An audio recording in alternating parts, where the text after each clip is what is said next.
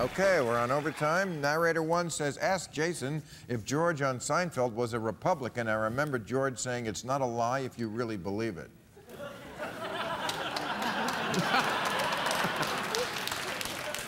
I don't even know if George was a Jew. You want me to figure out what party he belonged to? That's right. But that's still the big debate, Italian or Jew. Figure that out first. Costanza is not a Jew. Costanza, Italian name, and played by 3 Jews.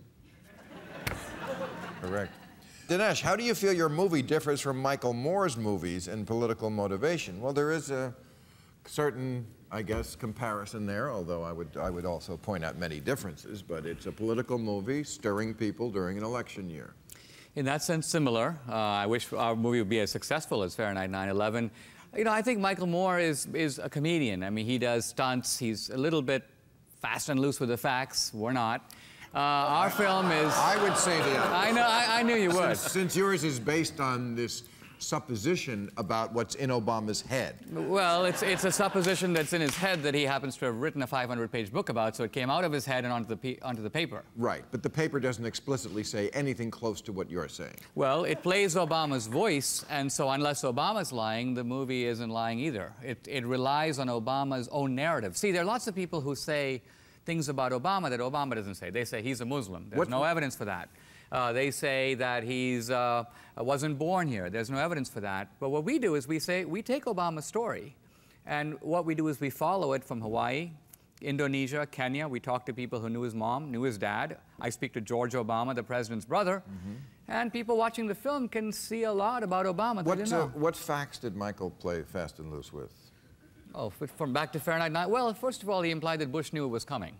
Bush knew that 9/11 was coming, and that was a conspiracy theory, ridiculous. I don't remember that. Well, I don't remember Michael positing that. You got to go back and see Fahrenheit 9/11. He pointed out that the previous administration had said there's security chatter about this. You may want to call it. There was some. Well, there was 9/11 specifically was going to happen, but this kind of a plot was in the. Well, there was a memo, right, that said Bin Laden determined to attack in the U.S. I heard his brother Jeb Bush at the convention say, George Bush, I love my brother, he kept us safe. You know, except for that one little time. Yeah.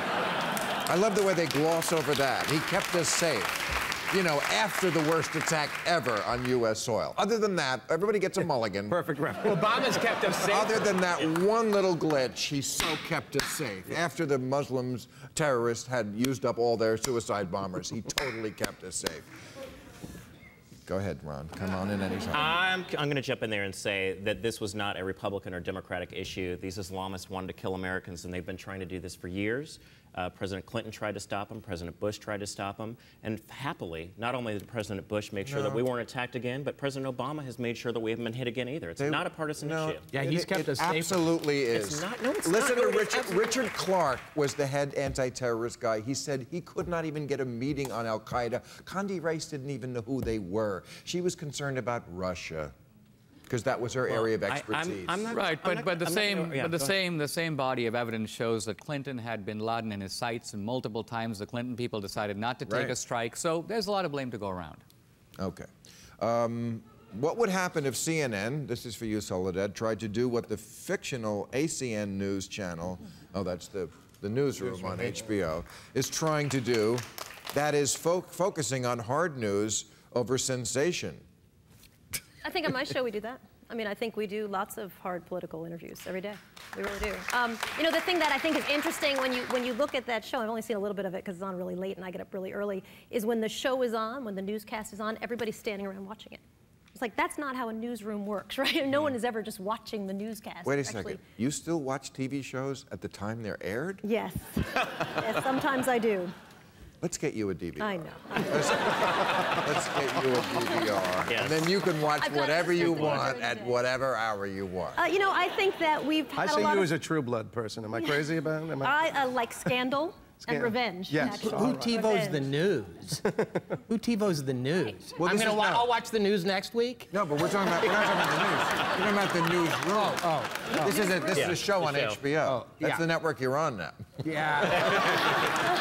This is their big Aaron Sorkin show. You know Aaron Sorkin. I sure do, yeah. Yeah, well, he's got a show. It's pretty out there. Well, you know, the thing about that show is that it goes back and does the news from yesteryear, as though we all had the benefit of hindsight. That's, you know. Yes. That seems the fake thing about it. I don't know. Okay. But people want their questions answered. People want to figure out what the facts are. They really do. They just want to understand. There's so much chatter, and I think that if you can do that and you can serve the people. No, and I got to say, I've seen you get in the face of some people recently, and you were really good because you absolutely did not do what I hate the media does, which is fake fairness. You were more loyal to the truth than you were to balance. To me, this is the media's big problem, is they're always looking for balance, and sometimes the truth is not balanced. That's true. Are you disheartened that the RNC actively reached out, oh, this is for you, to women and Latino voters, but not African Americans? That is kind of true. They did kind of kiss a lot of ass with women and Latinos, but you didn't hear a lot of that with the blacks. Ann Romney, you know, made a whole Oprah speech about women, you know, you're the ones who do all the work, and yet men die earlier. And there was a lot to the Latinos, but yeah, they did not seem to. I guess when they're polling at 0%, they're like, well, fuck it. What's 0.5? There's only one way to go up from 0, which is up. In all seriousness, I think, and I said this before, I think the Republican Party needs to do a much better job of going out to communities of color, not just during an election, but saying, this is about ideology. This is who we are as a party. This is why we think that you should vote for us or not vote for us, but to consistently ask for the vote. If you have a president of the United States who gets 96% of the black vote, I turn it to you this way. What would we be saying in this country if we had a white candidate who got 96% of the white vote? We'd say that's racist. But if the black candidate gets 96% of the black vote, somehow that's cool. I think that there's a disconnect. Well, it was the first one, Ron. What about Mia Love? Come on, you gotta kind of. Well, but not only that, but I think this is at a time when blacks have been decimated by wealth erosion. Black unemployment is twice white unemployment. So if you were to say to the black community, are you better off than you were 4 years ago? The overwhelming answer would be no. And yet the loyalty to Obama persists. Wait, let's. We ran out of time, but I just got to address this because I heard Mitt Romney say it in the speech last night. Are you better off than you were 4 years ago? What balls? 4 years ago, I was stuffing my money in my mattress. We were losing 750,000 jobs a month. What is the amnesia level in this country? So why doesn't Obama... Of course we're better off. No, but Dinesh, we were on the brink of a depression. Banks were closing everywhere. I was shitting in my pants, as we all were. Are you kidding? Bill, in Hollywood world, that may be true, but Obama won't be using that as a campaign slogan. We weren't losing 750,000 jobs a month. That's just in my head. I didn't dream that from my father. No, this was the Obama. No. I read it in the paper. Right. You know, where they put the facts. That's because Obama's job creation wasn't real jobs created, but the jobs we prevented from being lost. It was sort of the hypothetical. Well, that's certainly part of it. Well, that's all made up. Those are all made up. We could have prevented 1 million jobs that would have been lost had I not done what I did. How do you prove that? No, but these jobs were actually being lost. Being lost? Were they lost or weren't they? You can actually measure this shit. There are things called facts. They're not in the Bible, but you can actually read them. They give out the Labor Department gives out the facts. 750,000 jobs a month being lost. Now, I think how many months in a row of private job creation? That is different. That's measurable.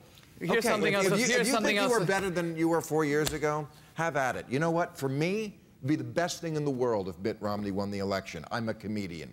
Good night, ladies and gentlemen. Thank you. Real Time with Bill Maher. Ask Bill and his guests your questions right after the show at HBO.com.